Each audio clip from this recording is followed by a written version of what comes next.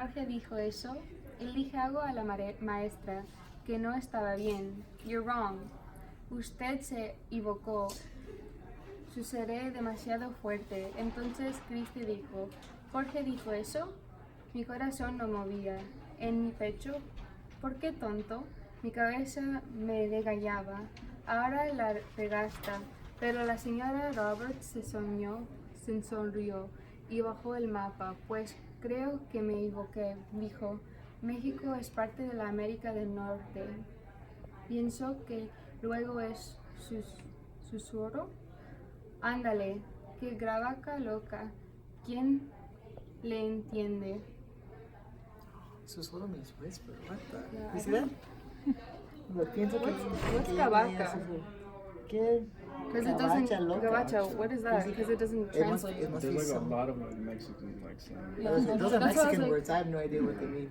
We'll search I them up. didn't know susurro was Yeah. whisper. Like, not at all. Okay, we'll search it up. Yeah, probably about Mexico. Was that Jorge? I said something bad to my teacher today.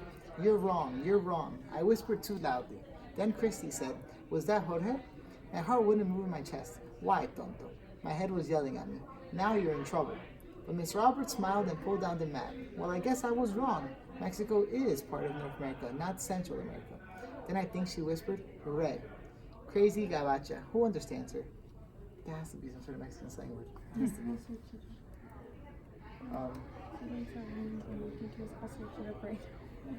What does it I mean, I guess I'll start because at least the whole like Mexico is part of North America, not Central America part. I get that in terms of like geography. When like in social studies classes, a lot of kids tell me stuff. Like there was this one kid who's from Uzbekistan. I have no idea where that country is like at all, and he was telling me where it is, and I was like, okay, and I was just like agreeing with him because I had no idea. And like I felt like if I did what Miss Roberts did and just told him like, no, like you're wrong, I would have just been wrong because I had no idea where it was. And I think it's like what the message of like the poem is kind of just basically that you shouldn't always assume your students are wrong. It's like that whole banking method thing that they teach you in the education classes. How we're not just like people depositing into the banks, which are students, but no, the students can also deposit information into us, and we can like learn from them. But yeah. I also think she wanted him to stand up because like she even whispered hooray.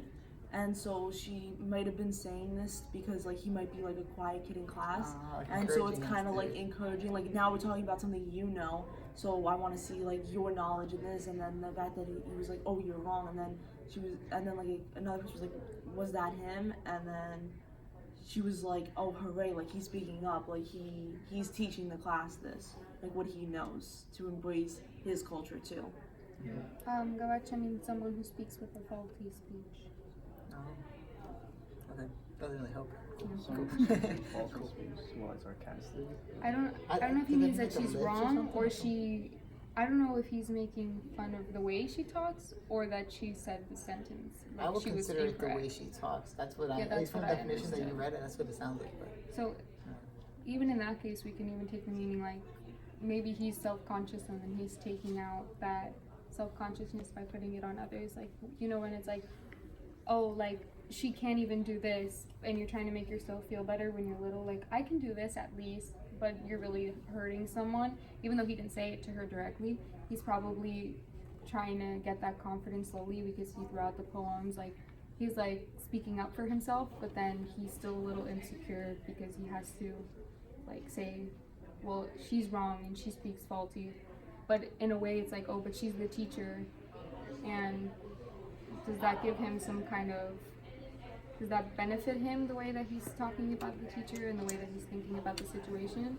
Like, does it give him confidence, or is it the wrong kind of confidence? Because that's what I'm thinking.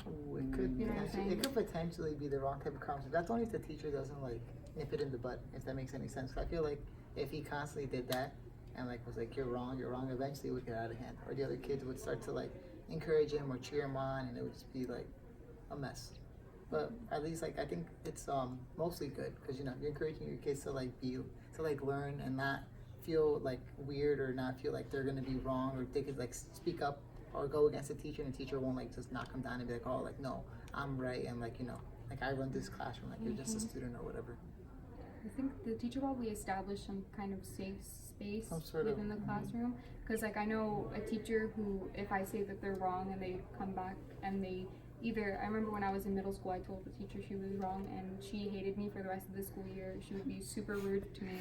And then my brother's going through that right now. Like the Spanish teacher doesn't like him because he corrects her every 5 seconds, and she thinks that he's being smart with her instead of like being Spanish proud of him. is just horrible. And then, but then there's another teacher that he corrected him, a math teacher, and he was so proud. He told my mom, he was like, yeah, Luis is so smart. Like, I even made a mistake, and he corrected me without even writing it on the paper. It was great. So it really depends on the mindset of the teacher. Like, my brother hates Spanish because the teacher is mad at him because he was learning through the correction of the teacher. Like, you should be proud of your students. If they can figure that out, that's saying that you're a good teacher. Like, they could point out the mistakes that you made because you already taught them how to point them out. So it's really a praise, but some teachers take it negatively. So I think she handled it well when she said, I guess I was wrong, and she didn't come back and yell at him. She handled it nicely because then there's that respect, and that's still that safe zone in the classroom. Like, she didn't tarnish that.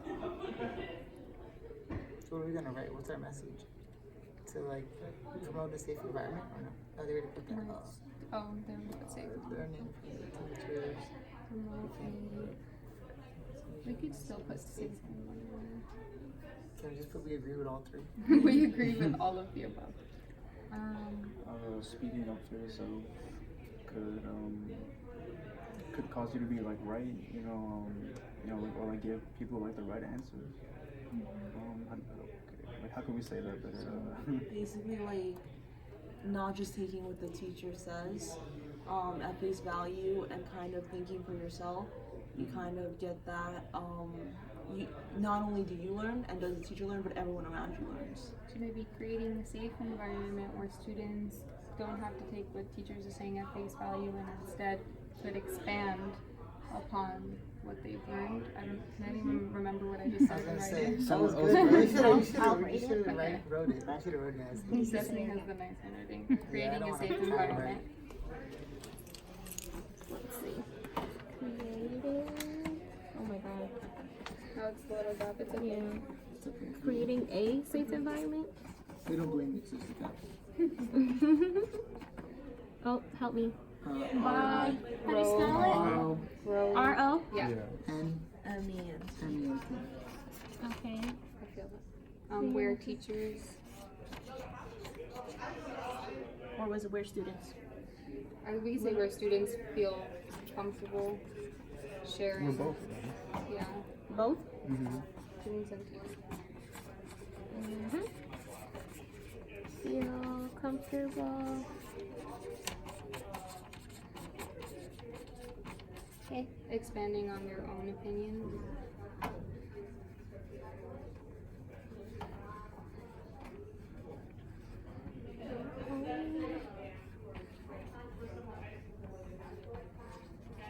And not taking what the teacher says as face value. At face value.